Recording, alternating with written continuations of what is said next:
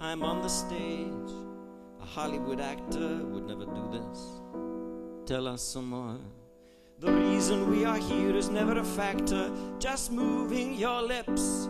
You've got to learn the score. You see, there's two kinds of people in the world. There's the guy who learns the timetable by heart. And then there's the guy who took the train. Who are you going to listen to? Ah, we all know Beluga Caviar. We all know Mr. Coupe guitar officially. We're at the bar provisionally with a Cuban cigar. I am, predictably an opera star.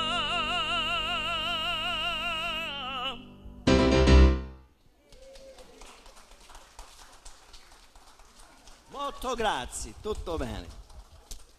Wow.